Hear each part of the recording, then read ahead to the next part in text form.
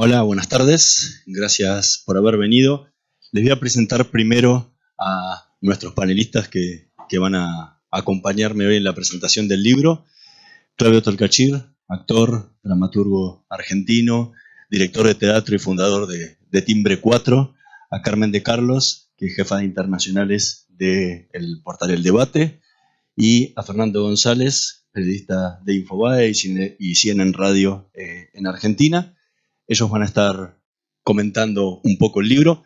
Claudio va a empezar porque tiene una cuestión personal que tiene que irse rapidito de aquí, así que le doy la palabra para que pueda comenzar, pero quería avisarles para cuando lo vean salir, que no se está escapando.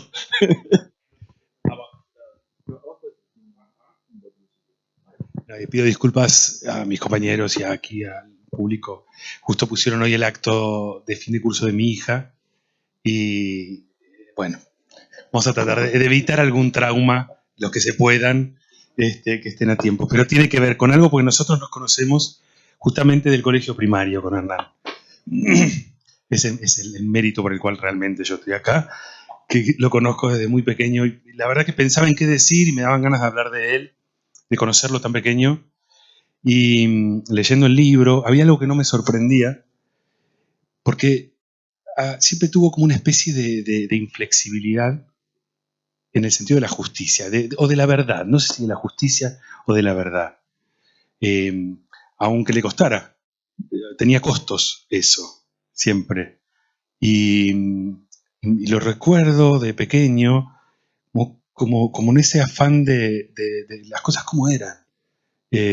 Aunque doliera o aunque no quedara bien parado, y la mayoría de las veces sí, porque termina siendo un referente de una línea ética, ¿no? de una honestidad. Entonces me pasaba a leer el libro o en el afán de Hernán de meterte en esas historias, de compartirlas, de declamarlas, de recordarlas, que me viene más ese sentido, de la verdad más allá de la justicia, como de ofrecer una verdad para que cada espectador, mi yeite, para que cada lector pueda hacer su vínculo con la historia. Y en ese sentido, me parece que este libro, más allá de la historia que cuenta, que creo que se va a desarrollar y es tan importante ahora, los que lo hayan leído saben que en cada historia en la que te vas sumergiendo, que va compartiendo Hernán, sin emitir opinión, sin bajar líneas, sin trampas, a mí por lo menos me fue un viaje tremendo y tremendamente conmovedor porque podés ver a través de esos ojos, podés estar ahí y podés tener esa edad y podés pensar en tu futuro, podés entender lo que no saben, lo que no entienden, lo que soñaban. Creo que a través de las historias que cuenta Hernán como puente entre esa historia y esas historias y nosotros, es necesario que haya una escala humana, ¿no? Y creo que este libro viene a traer una escala humana del concepto de la guerra a la verdad de la guerra, de un chico, de un hombre, de una mujer, de una madre, del hambre, del frío, porque creo que es nuestro combate también, nos acostumbramos a todo, nombramos las cosas y se vuelven conceptos, y este libro te impide el concepto porque es pura verdad. Son momentos que te quedan grabados en el cuerpo, tantos momentos, pero hay delicadezas, como el momento que descubre a su tío de espaldas y no le sale la voz, y todo eso lo contás de una manera, por mi deformación de tratar de convertir en 3 dimensiones lo que está escrito, que tiene una dimensión enorme, con una sutileza y con una honestidad muy grande, sin golpes bajos. Y me parece tan importante que todos los que leamos este libro, además de esta historia en particular y de cada historia en particular, nos ayude a tener una vez más la escala real, la escala humana de lo que significa una persona en una guerra. Así que por tu valentía ya innata, será porque de chiquito ya le ponías el cachete a las cosas, y por el buen gusto también y la valentía de este libro, me enorgullece mucho ser tu amigo, Y los invito a leerlo porque de verdad no creo que se pueda leer del tirón. Uno necesita ir, necesita tiempo, pero no hay nada, no hay ningún maniqueo ni nada. Pero realmente es necesario que cada historia se termine de impregnar. Y cada historia es fundamental. Así que bueno, felicitaciones y los invito a compartirlo. Y hablando de escala humana, me voy a ver a mi hija hacer una ronda de 30 segundos, pero quiero estar ahí. Muchas gracias.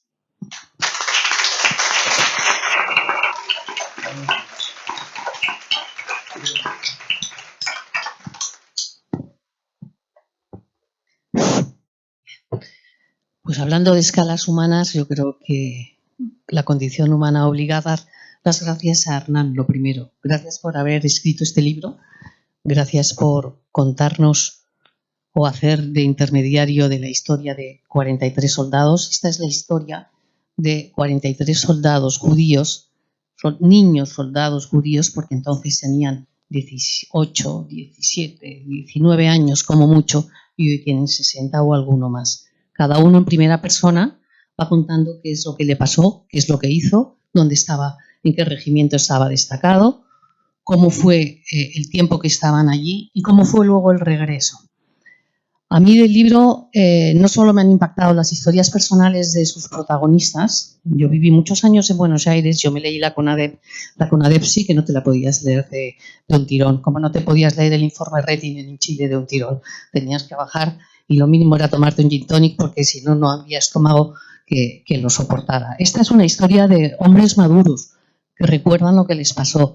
Es una historia compartida donde yo he descubierto algo que no sabía después de estar 23 años en Buenos Aires. Yo estaba acostumbrada a que de cuando en cuando leíamos en las noticias que había cementerios judíos que se profanaban, que había discusiones, que había xenofobia, pero nunca había apreciado ni había sentido lo que cuentan algunos de los protagonistas en este libro, y es que su condición de argentino se ponía en tela de juicio por el hecho de ser judío. Lo que les planteaban, lo que le reprochaban, casi que de manera sistemática, buena parte de los superiores era: si eres judío no puedes ser argentino. Eso para mí ha sido algo totalmente nuevo, demoledor y conmovedor. También ha habido algo que me ha llamado mucho la atención, que me ha sorprendido. Cuando uno lleva tanto tiempo y es periodista y tenemos ese defecto casi común de creer, cuando llevas mucho tiempo en un país o has cubierto durante muchos años ese país, que te crees que te lo sabes todo, ¿no? Y siempre al final no sabes nada, sabes muy poco. Y es que estos chicos que hoy son hombres, que siguen durante toda su vida con ese estrés postraumático, unos lo superan, otros no, pero tienen el miedo de cuándo me va a volver el pánico. Los que tienen más suerte han sido bien tratados, han tenido un apoyo y una asistencia adecuada, mientras que aquellos que no siguen arrastrando esa herida o sin ser capaces de cerrarla. Pero el planteamiento cuando volvían, más común que he encontrado, como ellos mismos cuentan en el libro, es que venían siendo unos niños, porque yo digo son niños soldados judíos de la guerra, porque no eran hombres.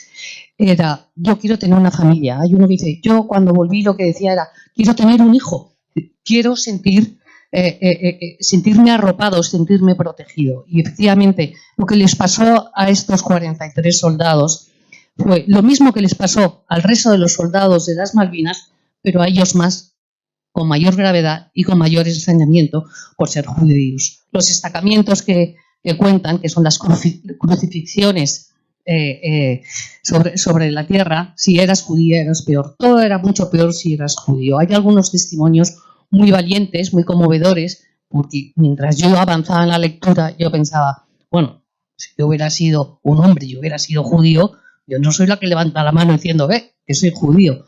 No, el orgullo de ser judío y de ser argentino lo llevaban a gala, y ahí sí que iban al frente y daban un paso al frente. Por eso, leyendo el prólogo de este libro, me ha chocado muchísimo que Hernán, cuando ha ido a ver a la DAIA, a las autoridades de la DAIA y a las autoridades de la AMIA, se ha encontrado con las puertas cerradas. ¿Cómo se las encontraron estos chicos? Entonces, de algún modo, este libro sacude también las conciencias dormidas de estas dos instituciones, que son las más importantes que tiene la colectividad, en Argentina y que les han abandonado como les abandonaron sus gobiernos, como les abandonó el Estado, y a día de hoy tampoco parece que lo recuerda. Me ha llamado mucho la atención, me ha conmovido mucho el libro, porque todo libro tiene su parte tierna. No es un libro que carga las tintas en la tragedia, no es un libro que te cuenta, no es un libro amarillo, es un libro real, pero es un libro que te cuenta las cosas para que puedas seguir leyendo. Y hay un momento, por ejemplo, un detalle que son esos detalles menores que son las anécdotas que al final se te quedan, como cuenta uno de los soldados que sus compañeros no recibían cartas y entonces él las iba recibiendo y de algún modo para consolarlo, para compartir con los demás ese aislamiento, leía sus propias cartas íntimas de su familia. ¿Eras tú? Bueno, pues mira, ¿que vives aquí en España? Bueno, pues oye, pues mira, me conmoviste mucho, o sea que, en fin. Y luego el volver. Volver en algunos casos, en este libro para muchos era una tragedia casi mayor que estar en el frente, por eso, por el rechazo y por el abandono. Pero hay otra cosa que también se repite en algunos casos, y es los que caían presos después del rendimiento, porque los atrapaban de rendirse, las fuerzas británicas, y casi que era mejor con el enemigo. ¿Con el enemigo cómo? Con el enemigo estoy caliente y no me educa de puro milagro, Alfonsín, ¿sabes? Entonces, todas estas cosas al leer este libro te conmueven, te hacen ser otra persona distinta. Entonces yo por eso he empezado diciendo que hay que ser agradecidos y le doy las gracias a Hernán. No sé cuántos judíos hubo en la guerra, tú has localizado 43, creo que es muy difícil saber cuántos eran, pero gracias por haberlo reunido, por contar ese testimonio y ojalá esto lo lean todos y la gente aprenda que ser judío también es ser argentino y es indivisible. O sea que muchas gracias, Hernán. Y no quiero marearles más.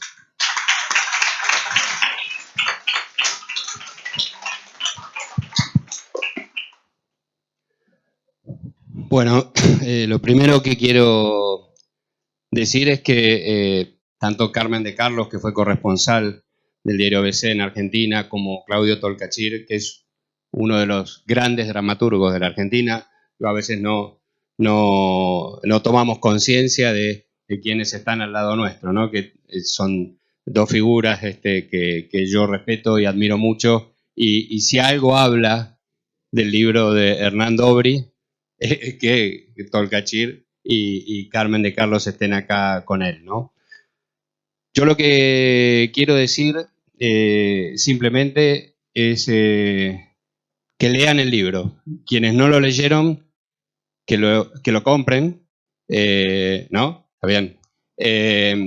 Y que lo lean, porque... Como dice Lelutier, puede adquirirse en la puerta. Porque es una mirada sobre Malvinas que faltaba. Hay muchas miradas sobre Malvinas, que es nuestra gran herida nacional para los argentinos. Yo soy generación Malvinas, pude estar en Malvinas, no estuve, y estuvieron un montón de argentinos de edad parecida a la mía. Entonces es algo que siento muy profundo. Estuve 2 veces en Malvinas, para los 25 años, en 2007, cubriéndolo para el diario Clarín, en mi caso porque soy periodista, y los periodistas tenemos esa ventaja de que podemos ir a lugares que otros nos pagan, y entonces podemos hacer como que fuimos nosotros. Fui a cubrirlo y después estuve hace 3 años, cuando fue en Darwin, sí, en un vuelo también que hicimos cuando fueron todos los familiares al cementerio de Darwin que está allí, y tanto me toca Malvinas que mi mujer, que también es periodista, Ana Gershenson, fue 3 veces porque era especialista en política exterior y le tocó. Así que hasta tuvimos cuando nos casamos la idea de casarnos en Malvinas, pero era muy caro el viaje y llevar a los invitados, todo era, no cerraba el presupuesto. Pero quiero llevar a mis hijos, que todavía no los he podido llevar, pero es algo que quiero hacer en cuanto pueda, porque porque el gran problema, yo creo, de los argentinos es que no conocemos Malvinas. O sea, tenemos una idea que aprendimos de chiquito y la canción de Malvinas y todo lo que aprendimos y el Gaucho Rivero y después que los ingleses vinieron y nos las robaron. Pero conocerlas y estar ahí es otra experiencia. Por eso valoro mucho la cantidad de estos soldados judíos de Malvinas que logró entrevistar después de una gran investigación Hernán Dobry, donde cuentan su experiencia en la guerra y muchos que han logrado volver a Malvinas y verlo, y quienes no lo hicieron, que tienen ganas de ir y conocerlo. Yo siempre recuerdo en la fila para que los ingleses nos sellaran el pasaporte, había un excombatiente del Gran Buenos Aires, de la zona de San Justo, que me decía, justo antes de que nos sellaran, me dijo: la última vez que vine acá, entré directo. No había entrado con las tropas, obviamente. Esta es la vivencia, ¿no? Yo digo una cosa, estuve afortunadamente en la Feria del Libro el 15 de mayo pasado, donde Hernán presentó el libro Los soldados judíos de Malvinas, donde hubo una treintena de excombatientes y donde el acto fue absolutamente conmovedor, porque sintieron que por primera vez en muchos años había un gesto de amor, de empatía, una caricia para quienes combatieron, y después, cuando volvieron a la Argentina, tuvieron como quien sufre ese tipo de herida y de problema postraumático, muchos años sin poder aclarar, sin poder hablar de lo que habían visto, porque no solo ellos no podían hablar, la Argentina, los argentinos, en una derrota militar, una derrota institucional porque era una dictadura, darnos cuenta que fuimos atrás de las ideas de unos tipos que nunca debiéramos haber seguido. Todo eso generó en la Argentina ese sentimiento no solo de frustración, sino, como en cualquier tipo de derrota en la vida, no querer hablar de eso, ¿no? No querer hablar de eso, porque eso significaba ir a una herida muy, pero muy dolorosa. Fue muy emocionante la presentación del libro en Buenos Aires. Después lo hizo en 12 ciudades del interior del país, viajando en micro de noche, yendo 3 días, a 3 lugares en el mismo día, combinando vuelos. Un gran esfuerzo, pero que sé que a Hernán le trajo muchísima felicidad y esa cosa de sentir que no había sido en vano esa investigación que les llevó más de 10 años. La semana pasada, el viernes, lo entrevistamos con Pepe Gil Vidal, un gran periodista argentino. Lo entrevistamos a Hernán en CNN Radio y se empezaron a hacerle preguntas todos los periodistas de la mesa, porque el tema era muy conmovedor, cómo lo relataba Hernán era muy conmovedor, y la gente llamaba a la radio diciendo qué bueno había estado la entrevista, ¿no? Cuando parece que todo gira en torno a la actualidad y a la última noticia, y entrar en estas historias de hace 41 años captó la atención de mucha gente. Y lo otro que quiero decir es que el libro está planteado, cada uno va contando su historia, los 43 soldados van contando su historia, van contando sus vivencias, cuentan que siguen soñando con Malvinas, cuentan que soñaban con la comida, ¿no? Que el hambre era lo peor, así decía uno, el hambre era lo peor, es la frase creo que de Fabián Abraham, que la utiliza. Y bueno, hubo quienes sufrieron además el maltrato por ser judío, por su origen, por su religión, porque había antisemitismo en el ejército argentino, y porque había antisemitismo en bolsones de la sociedad. O sea, no solo estuvieron en la guerra, no solo sufrieron una guerra tan desfavorable como fue la guerra de Malvinas para la Argentina, sino también que tuvieron que sufrir su condición de judíos. Un doble sufrimiento. El libro es excepcional y es necesario. Básicamente es un libro necesario para entender. Malvinas es una herida de la Argentina y por eso existe el psicoanálisis, ¿no? Porque necesitamos entender nuestras heridas para poder crecer y muchos de los soldados que fueron a terapia cuando terminaron logran poder dar un paso adelante, asumirlo y poder desarrollar su vida como ellos se merecían, porque no solo fueron víctimas, sino también fueron héroes, básicamente. Ellos no quieren que les digan héroes. Cuando uno habla con los excombatientes, la mayoría no, pero son héroes, son porque estuvieron ahí y tuvieron que soportar un momento absolutamente desfavorable, incierto y en el que corrían peligro sus vidas y en el que muchos murieron. Eso es una guerra. El libro es un libro que no podemos evitar. Es un libro que hay que leer y un libro que hay que profundizar para poder justamente entender esa herida, que es toda guerra. Todas las guerras son una herida, las Malvinas son la herida nuestra, la de los argentinos, y a 41 años yo creo que empezamos recién a poder entenderla, a poder asumirla y a poder crecer a partir de eso.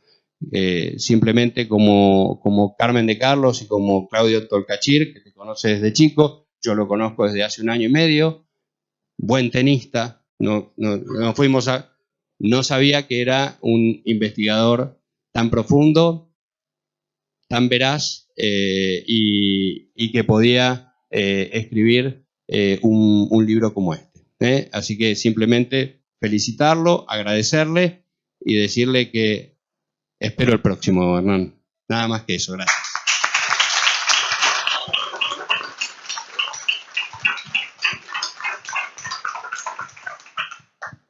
Bueno, muchas gracias Fernando, Carmen y a Claudio, que salió hace un ratito.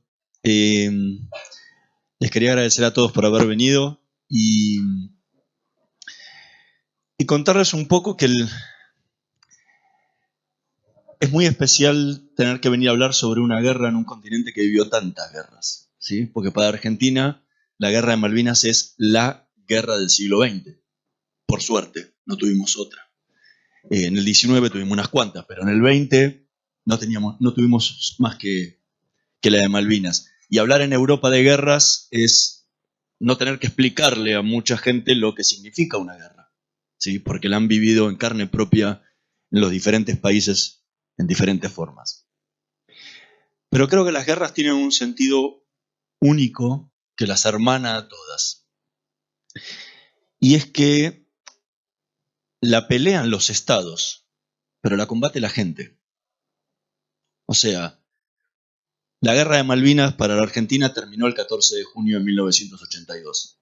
Para los veteranos de guerra de Malvinas, quienes combatieron en ella, perdura hasta hoy en día. Cada día la guerra continúa y continuará hasta el último día de sus vidas. Con mayor presencia, menor presencia, según cada uno la pudo trabajar, pero es algo que nunca se termina de derrotar porque uno no maneja la cabeza y nunca sabe cuándo va a aflorar de vuelta.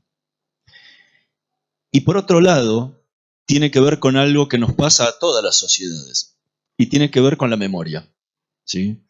En el judaísmo la memoria es algo esencial y central.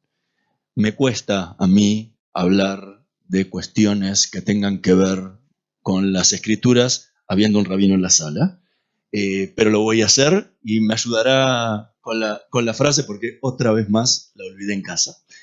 Pero Moisés, cuando se está despidiendo del pueblo judío en el libro de Deuteronomio, hace hincapié al final en la memoria, ¿sí?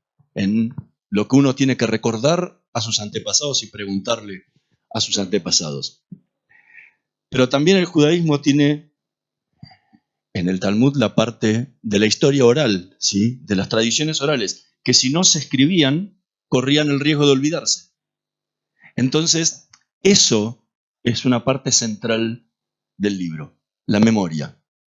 Porque, como les decía recién, Argentina tuvo muchísimas guerras en el siglo XIX.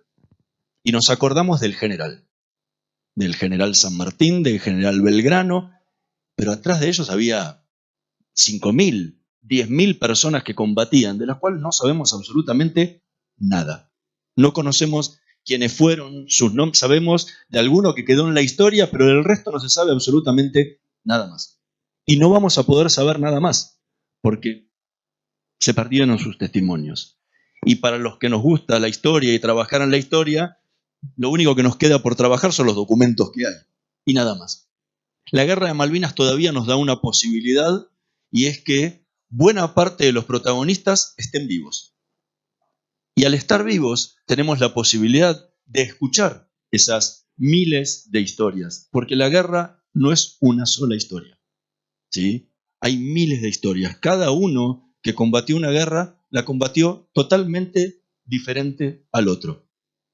Me acuerdo, Fernando, lo habrás visto en la Feria del Libro, cuando conté esto, se paró un veterano de Malvinas y cuenta.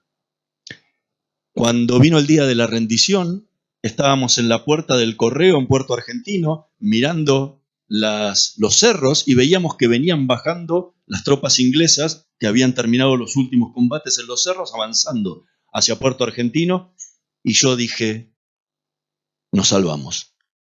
Y mi compañero de al lado dijo, nos matan. Dos personas combatiendo la misma guerra, sintiendo totalmente lo contrario. Bueno, así hay miles. Dos compañeros de su propia trinchera, de su propio pozo del Zorro, sentían y vivían la guerra totalmente diferente.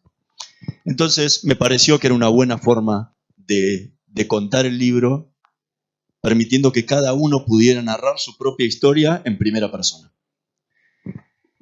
Y el tema que decía de la memoria es que, en general, en todo lo que fue el proceso de Malvinas, el olvido es uno de los ejes centrales. Malvinas, como decíamos antes, terminó el 14 de junio de 1982.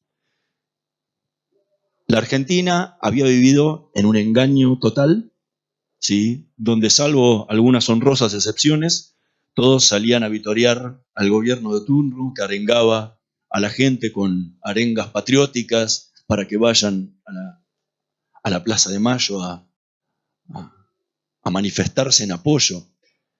Nuestros colegas, los periodistas, los medios de comunicación, se la pasaban escribiendo, estamos ganando la guerra, jugaban como a la batalla naval, a ver cuántos barcos se hundían, cuántos aviones se derribaban, que esa debía ser la única parte cierta de lo que contaban, pero parecía como que era una victoria terrible. Y la realidad es que era un gran engaño.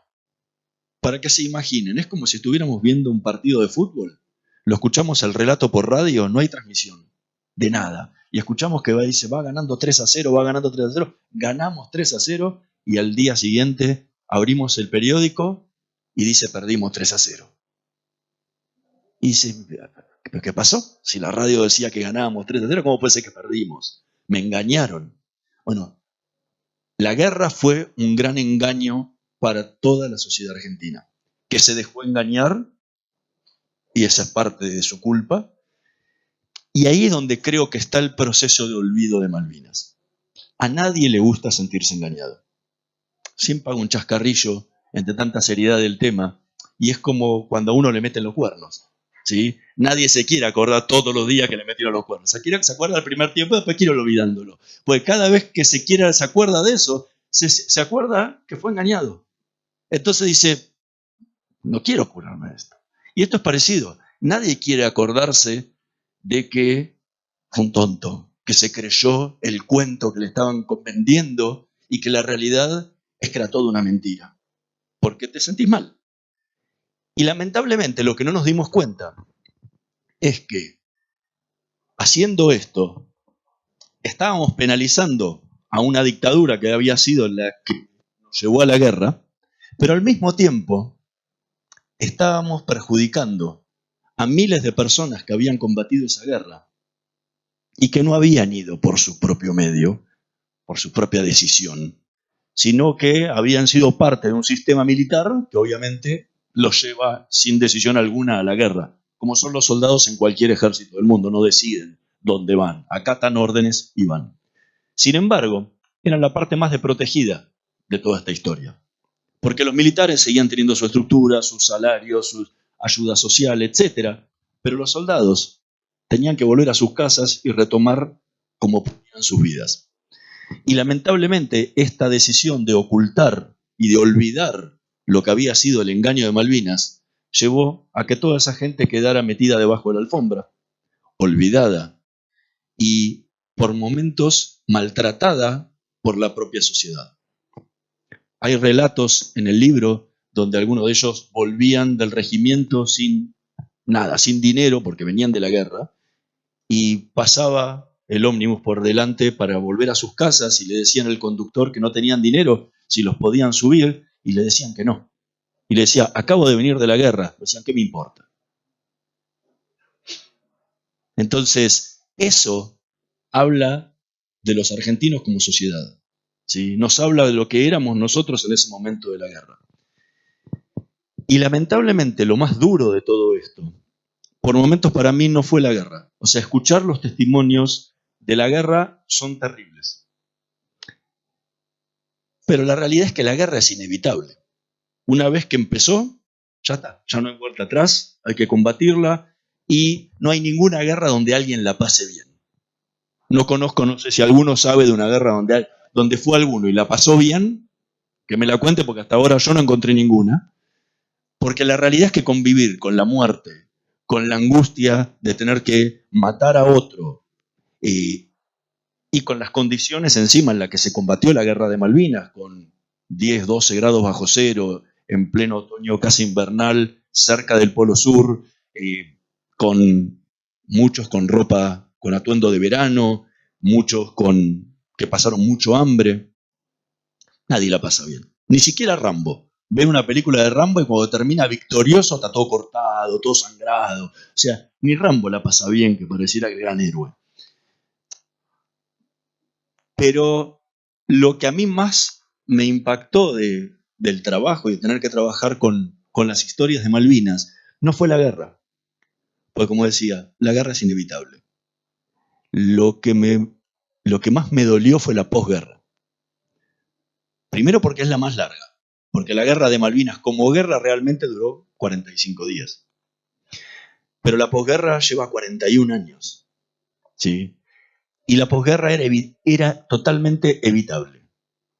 Porque si hubiéramos actuado diferente, o la sociedad argentina hubiera actuado, pobre, acá no tengo que echarle la culpa a muchos, a algunos sí, pero no a todos. La sociedad argentina podría haberla evitado. Si hubiera percibido o hubiera pensado en lo que su actitud de olvido estaba generando en aquella gente que necesitaba una ayuda en el momento, muchos de los relatos que van a poder ver en el libro hubieran sido totalmente diferentes. Y la sociedad argentina ocultó, trató de olvidarse de Malvinas para siempre.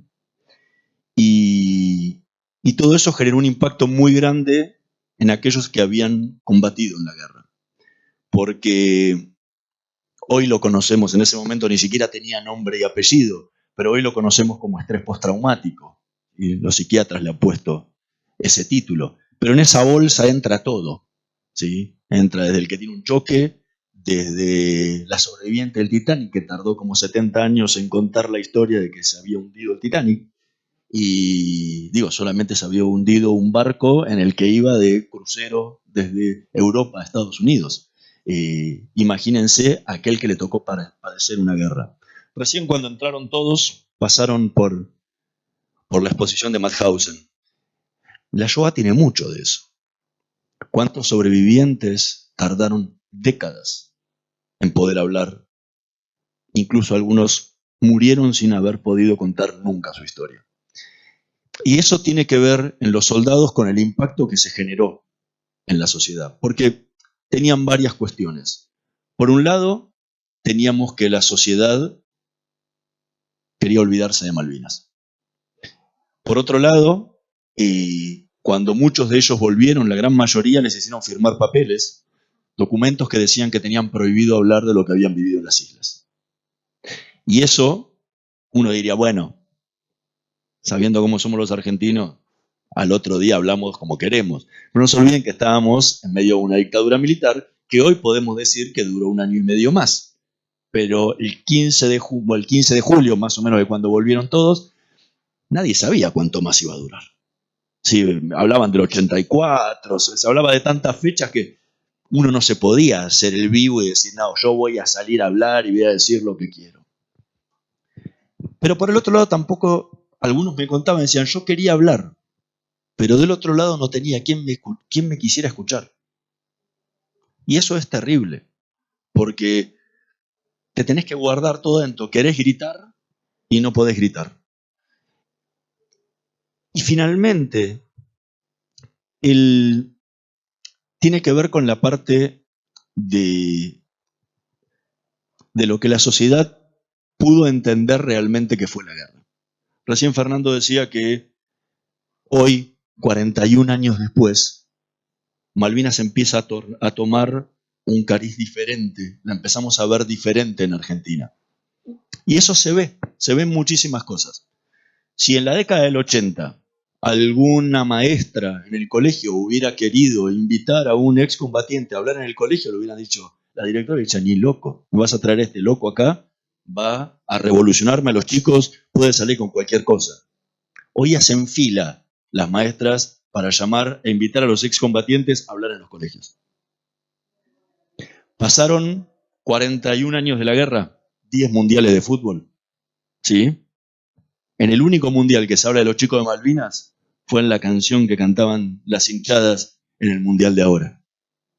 Pasaron 10 mundiales. Antes hubiera sido impensado que eso pasara. Y eso es una señal de lo que ha cambiado la sociedad argentina con respecto a la guerra. No son casualidades. Es un proceso que se va dando. Hoy hay mucho interés por escuchar las historias de Malvinas. Hay mucho interés por entender lo que pasó en ese momento. Y de dejar de creer la historia oficial, ¿sí? Que es lo que nos termina pasando con la historia argentina. Tenemos la historia oficial, nada más, y hay muchísimas otras historias dando vuelta. A nosotros, como comunidad judía, nos pasó exactamente lo mismo. La comunidad judía argentina es una parte indivisible de la sociedad y actúa en la misma forma. Cuando va para adelante, cuando va para atrás, va para atrás, cuando va para un costado, va para un costado, y cuando va para el otro, va para el otro. O sea, no es que se mantiene como una isla dentro de la sociedad. Y le pasó exactamente lo mismo. Estos jóvenes, que en el 30% de ellos que combatieron, los soldados judíos que combatieron en Malvinas, sufrieron antisemitismo por su condición de judíos, en manos de sus oficiales y sus suboficiales. O sea, no del enemigo. Esto es terrible. Es terrible porque el antisemitismo es incomprensible en cualquier momento de la sociedad, en cualquier tiempo que se hable. Pero pensarlo dentro de una propia guerra, en manos de los propios oficiales y suboficiales argentinos para con sus soldados, es totalmente incomprensible. El soldado es una parte más de la maquinaria de la guerra. Es como que agarres tu fusil y le pegues con un martillo. Cuando lo quieras usar, no va a funcionar. Bueno, con los soldados pasó esto. El 10% de ellos, como decía Carmen, fueron estaqueados. Estaqueados quiere decir atados de pies y manos a 4 estacas a la intemperie, con 10 grados bajo cero en medio de los bombardeos del enemigo. O sea, es una tortura de las más sádicas que hay en la guerra. Quiero aclarar que no fueron todos los oficiales y suboficiales argentinos, un pequeño grupo minoritario, pero no quita que esto haya existido. Y este antisemitismo que pasaba en ese momento es parte del antisemitismo que se vivía incluso en la sociedad argentina. Y al día de hoy, lo más terrible es que eso sigue existiendo. Si uno lee los comentarios de las notas que salieron en Buenos Aires sobre el libro, una entrevista que me hicieron en La Nación tenía cerca de 900 comentarios. Entre el 80 y 90% eran antisemitas. Lo que pasa es que eso antes, públicamente, hoy es mal visto. Antes era más normal, como decía Carmen antes, era deporte nacional ir a profanar los cementerios judíos una vez por mes, una vez cada 3 meses se profanaba el cementerio de Tablada. Había pintadas en las sinagogas, en los clubes, en los colegios. En los 80 era moneda normal. Hoy, como está mal visto y hay mucha más seguridad, les cuesta más hacer esas cosas, pero no quiere decir que haya desaparecido. Y eso en Malvinas, en muchos casos, se exteriorizó, desde lo verbal hasta lo físico. El antisemitismo estuvo lamentablemente presente todo el tiempo. Ante eso, las instituciones centrales de la comunidad judía argentina hicieron todo lo posible para que estos soldados pasaran un poco mejor el drama que tenían que vivir. Enviaron 5 rabinos, un hecho único e histórico en Argentina, para que le prestaran asistencia espiritual. Lamentablemente ninguno llegó a las islas por un montón de razones que narro en mi libro, Los Rabinos de Malvinas, pero que hubo una preocupación muy, muy, muy grande. Incluso hasta por encima de lo que fue la preocupación de la sociedad argentina, porque al lograr una asistencia espiritual especial fue un hecho único. Sin embargo, el 15 de junio, cuando terminó la guerra, hizo exactamente lo mismo que la sociedad argentina. Se olvidó de que habían habido soldados judíos. Y aquí es el punto que para mí es más duro de todos, porque nos habla y nos interpela como comunidad. ¿Sí? ¿Qué somos como comunidad? ¿Cuál es el fin que tenemos como comunidad judía? Y para mí el fin central, ¿sí?, es acoger y cobijar a los miembros de esa comunidad. Pasaron 30 años sin que ningún dirigente comunitario se preguntara, aunque sea un 2 de abril, que es el día en el que la Argentina se recuerda la recuperación de las Islas Malvinas, ¿habrá habido algún soldado judío en la guerra? Sí hubo. ¿Necesitará algo?